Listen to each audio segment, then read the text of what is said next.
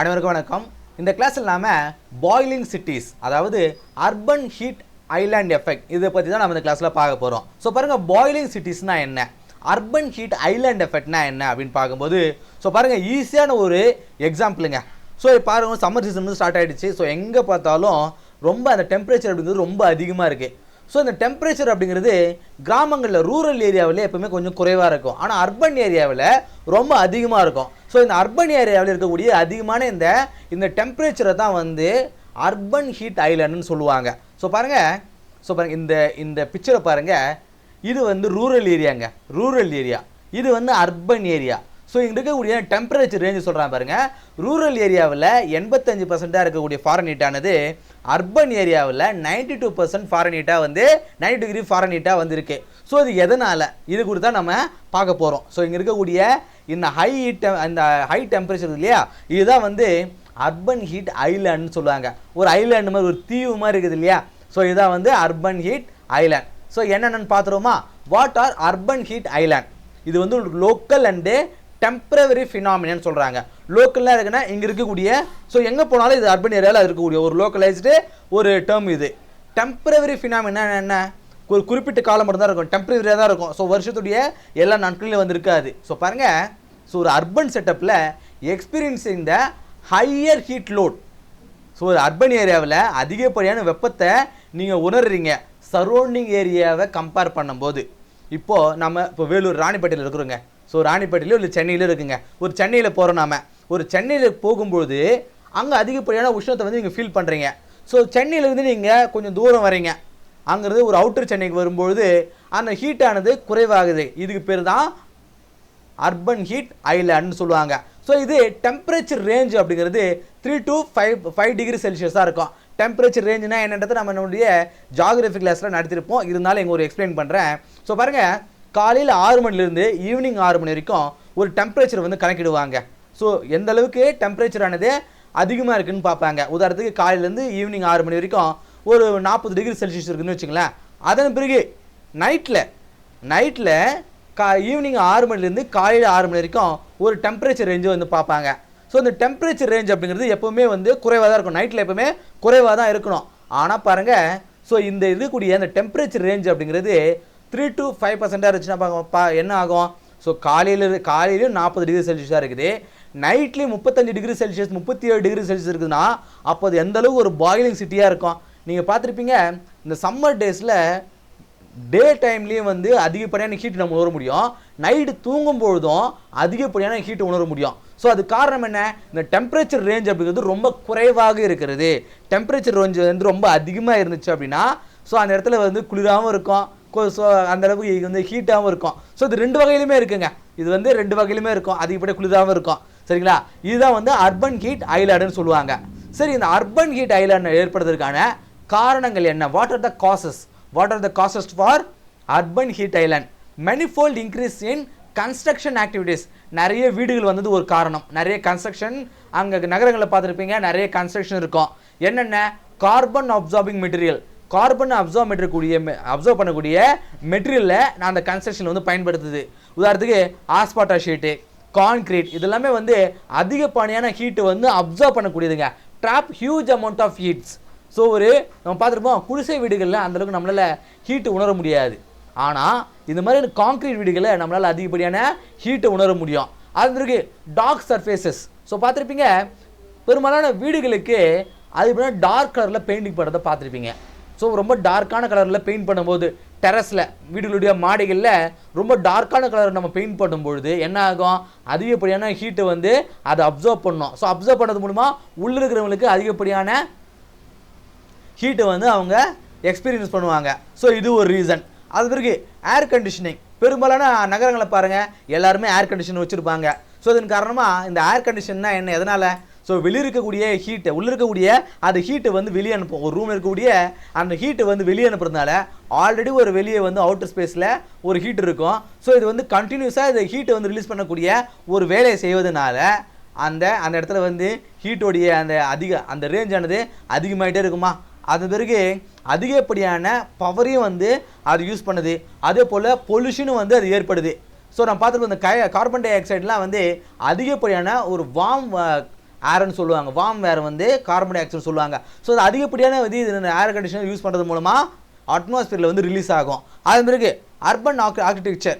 So வந்து டால் பில்டிங்கை பார்த்துருப்பீங்க, நம்ம அர்பன் ஏரியாவில் மிக உயரமான கட்டிடங்கள் இருக்கும். ஸோ உயரமான கட்டிடங்கள் இருக்கும், அதே போல் ஒரு நேரோ பேசேஜ் இருக்குங்க. இப்போ கிராமங்களில் போய் பார்க்கும்போது இந்த தெருக்கள் வந்து ரொம்ப அகலமாக இருக்கும், ஆனால் சிட்டிஸில் இந்த தெருக்களுடைய அந்த அளவு அப்படிங்கிறது ரொம்ப குறுகலாக இருக்கும். ஸோ நேரோ பேசேஜ் இருக்கும்போது அங்கே ஏர் சர்க்குலேஷன்றது ரொம்ப குறைவாக இருக்கும், காற்றுடைய வேகம் அப்படிங்கிறது அதில் வந்து குறைவாக இருக்கும். அதனால் நேச்சுரலாக இருக்கக்கூடிய அந்த கூலிங் வந்து அங்கே குறைவாக இருக்கும். நீங்கள் சிட்டி விட்டு வெளியே போய் பாருங்களேன், ஸோ வந்து காலியாக இருக்கக்கூடிய ஒரு கிரவுண்டில் நிற்கும்போது காற்று வேகமாக வீசுகிற மாதிரி நமக்கு தெரியும். ஆனால் அர்பன் ஏரியா இருக்கும்போது எங்கே காற்றே வீசுகிற மாதிரி நமக்கு தோணாது. ஏன் அப்படின்னா அந்த உயரமாக இருக்கக்கூடிய கட்டடங்கள் வந்து அந்த ஆட்டோமேட்டிக்காக ஒரு நேச்சுரலாக வீட்டை வீசக்கூடிய அந்த காற்றை வந்து ஸ்டாப் பண்ணுது இல்லையா. ஸோ அதனால தான் வந்து இந்த அங்கே இருக்கக்கூடிய அந்த ஹீட்டுடைய அளவானது அதிகமாகுதுங்க. ஸோ உயரம் இந்த நகரங்களில் இருக்கக்கூடிய இந்த டால் பில்டிங்லாம் இருக்கக்கூடிய அந்த நேரோ பேசேஜ் என்ன சொல்கிறாங்க, அர்பன் கேனியன் எஃபெக்ட்னு சொல்கிறாங்க. Urban canine effect. கேனியன் எஃபெக்ட்னா உங்களுக்கு தெரியும், ரெண்டு பக்கம் உயரமான மலைகள் இருக்கும், இடையில இருக்கக்கூடிய அந்த வேலி மாதிரியான ஒரு டைப்பு தான் வந்து கேனியன் சொல்லுவாங்க. ஜியாகிரஃபியில் படிக்கும்போது அந்த டேர்ம் நீங்கள் படிச்சிருப்பீங்க. So urban canine. So canine வந்து பெரும்பாலும் வந்து சிட்டிக்கு அவுட்டரில் தான் ஒரு ரூரல் ஏரியாக்களில் மட்டும்தான் இருக்கும், ஆனால் இது அர்பன் கேனியன் எஃபெக்ட்னு சொல்கிறாங்க. அதே போல் அந்த அர்பன் ஏரியாஸில் மாஸ் டிரான்ஸ்போர்ட்டேஷன் சிஸ்டம் இருக்குங்க. அதிகப்படியான அந்த காரு பஸ் எல்லாம் வந்து அர்பன் ஏரியாவில் தான் இருக்கும். ஸோ அது இருக்கக்கூடிய இந்த ஃபாசில் ஃபியூல்ஸ் பெட்ரோல் டீசலை பயன்படுத்துறது மூலமாக இந்த கார்பன் டை ஆக்சைடு கார்பன் மோனாக்சைடெலாம் வந்து வெளியிடுவதன் மூலமாக ஸோ இதில் வந்து ஒரு வார்மிங்கான ஏர் இல்லையா. ஸோ இதன் மூலமாகவும் அந்த ஏரியாவானது ஒரு ஹீட்டோடைய அளவானது அதிகமாகுது. அது பிறகு lack of trees and green areas. So compare to rural area, கிராமங்களில் அதிகப்படியான மரங்கள் இருக்கும், பார்க் அதிகமாக இருக்கும். ஸோ பார்த்துருப்பீங்க, இப்போ நம்ம அடிக்கடி சில ஏரியாங்களில் இப்போ கவர்மெண்ட்டே சில இனிஷியேட்டிவ்ஸ் எடுத்து நகரங்களில் பார்க்கை வந்து கன்ஸ்ட்ரக்ட் பண்ணுறதை நம்ம பார்த்துருப்போம்.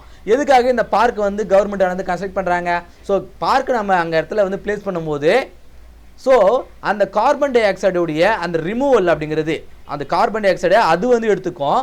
ஸோ நம்ம மேலே பார்த்துருப்போம் இல்லையா, அந்த மாஸ் டிரான்ஸ்போர்ட்டேஷனில் இந்த கார்பன் டை ஆக்சைடு ஆனது ரிமூவ் ஆகும். ஆனால் அந்த கார்பன் டை ஆக்சைடை யார் வந்து எடுத்துக்குவாங்க, கண்டிப்பாக வந்து மரங்கள் தான் எடுத்துக்கும். ஸோ இதனால் இந்த ட்ரீஸ் இருக்கிறதுனால ஸோ இதெல்லாம் வந்து ரொம்ப நீங்கள் ஸ்கூல் லெவலே படிச்சிருப்பீங்க, இதனால் வந்து சில பேருக்கு வந்து புரியாமல் இருக்கு இல்லையா, அதனால தான் வந்து நான் டீட்டெயிலாக வந்து எக்ஸ்பிளைன் பண்ணிருக்கேன். ஸோ இதனால் இந்த லேக் ஆஃப் ட்ரீஸும் வந்து இந்த ஹீட்டுடைய அளவானது இன்க்ரீஸ் ஆகிறதுக்கு ஒரு காரணங்கள். சரி, இது நாம் எப்படி வந்து ரெடியூஸ் பண்ணலாம், ஒரு நகரங்களில் இந்த அர்பன் ஹீட் ஐலாண்ட் அப்படின்னு உருவாகாமல் தடுக்கிறதுக்கு நாம் என்னென்ன நடவடிக்கைகள் எடுக்கலாம். ரொம்ப சிம்பிளான நடவடிக்கைகள் தானுங்க. ஸோ பாருங்கள், increase area under green cover, நிறைய மரங்கள் வளர்க்கணும். அது இருக்கு passive cooling to reduce the urban heat development. இப்போ ஒரு வீடு கட்டுறோன்னு வச்சுங்களேன், நேச்சுரலான ஒரு வென்டிலேட்டட் பில்டிங்கை நம்ம அமைக்கலாம். ஸோ ஃபுல்லாக கவர் பண்ணிவிட்டு காற்றே உள்ளே வராத மாதிரிலாம் வந்து ஒரு பில்டிங் வந்து அமைக்க தேவையில்லை. நீங்கள் பாருங்கள், பழங்கால வீடுகளில் நிறைய ஜன்னலை வச்சு கட்டியிருப்பாங்க. ஸோ நேச்சுரலாகவே இந்த ஏர் ஃப்ளோ அப்படிங்கிறது இருந்தே இருக்கும். ஆனால் பாருங்கள், இப்போ இருக்க கட்டக்கூடிய வீடுகளில் இந்த ஜன்னல் அப்படிங்கிறது ரொம்ப குறைவாக இருக்கும். ஏன் அப்படின்னா இந்த திருடர்களுடைய தொல்லை வந்து அதிகமாக இருக்கும். அப்படிங்கிறதால சேஃப்டி கன்சர்ன்ஸ்னால நாம் அந்த ஜன்னலை வந்து வைக்கிறது கிடையாது. நாம் அதுக்கு ஆல்டர்னேட்டிவாக ஏர் கண்டிஷனை வந்து பயன்படுத்துகிறோம். ஸோ அப்படி இல்லாமல் ஸோ இந்த நேச்சுரலான வெண்டிலேட்டட் ஏரியாஸை நாம் கட்டணும். அதன் பிறகு ரூஃப் அண்ட் டெரஸஸ். ஸோ மாடிகளில் முட்டை மாடிகளில் டெரஸ் ஏரியாவில் ரொம்ப ஒயிட் கலர்லாம் வந்து லைட் கலர்ஸை நாம் பெயிண்ட் பண்ணலாம். ஸோ இந்த லைட் கலர்ஸ் என்ன பண்ணோம், ஹீட்டை வந்து ரிஃப்ளெக்ட் பண்ணணும். ஸோ இது வந்து இந்த அப்சார்ப்ஷனை வந்து ரெடியூஸ் பண்ணோம், இது ஒரு காரணம். அது பிறகு terrace plantation and kitchen gardening. So மாடிகளை நாம் இந்த பிளான்டேஷன் மரங்கள், இந்த சின்ன சின்ன செடிகளை, மரங்களை வளர்க்க முடியாது, சின்ன சின்ன செடிகளை நாம் வளர்க்கலாம். நீங்கள் யூடியூப்பில் நிறைய யூடியூப் சேனலில் பார்த்துருப்பீங்க. இந்த டெரஸ் கார்டனிங் அப்படிங்கிற டெரஸ் பிளான்டேஷன் அப்படிங்கிறது ரொம்ப ஃபேமஸான ஒன்று. ஸோ அதன் மூலமாக வந்து நாம் இந்த அர்பன் ஹீட்டு ஐலாண்டை வந்து தடுக்க முடியும். சரிங்களா? இப்போது ப்ராக்டிஸ் கொஷனுங்க, மேலே இருக்கக்கூடிய இந்த கிளாஸை பேஸ் பண்ணி இந்த கொஷன்.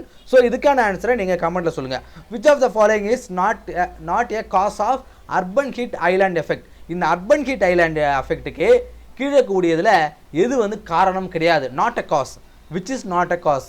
ஸோ பாருங்கள், நல்லா அண்டர்ஸ்டாண்ட் பண்ணிக்கங்க. சரியான ஆன்சரை சொல்லுங்கள். Use the asphalt and concrete in construction. இந்த கான்க்ரீட்டையும் ஆஸ்பால்ட் ஷீட்டையும் வந்து பயன்படுத்துறது இந்த அர்பன் ஹீட் டெவலப்மெண்ட்டுக்கு காரணம் கிடையாது. அது பிறகு increase green cover and tree plantation, அதிகப்படியான பார்க்ஸ் அண்டு மரங்களை வளர்ப்பதன் மூலமாக இந்த அர்பன் ஹீட் ஆனது உருவாகிறது கிடையாது. அதன் பிறகு use of air conditioning system, அதிகப்படியான ஏர் கண்டிஷன் நம்ம பயன்படுத்துவது இதுக்கு ஒரு காரணம். அது பிறகு presence of tall building and narrow street, உயரமான கட்டடங்களும் குறுகலான தெருக்களும் தான் இந்த அர்பன் ஹீட் ஐலாண்ட் உருவாவதான காரணம் கிடையாது. ஸோ பாருங்கள், இந்த 4 ஸ்டேட்மெண்ட்டில் எது சரி கிடையாது பாருங்கள், விச் இஸ் நாட் காஸ். சரி, நல்லா அண்டர்ஸ்டாண்ட் பண்ணிங்க. ஏவா பியா சியா அப்படிங்கிறது கீழே வந்து கமெண்ட்டில் சொல்லுங்கள். ஸோ இந்த கிளாஸ் உங்களுக்கு யூஸ்ஃபுல்லாக இருந்திருக்கும் அப்படின்னு நம்புகிறேன். அடுத்த கிளாஸ் சந்திப்போம். நன்றி.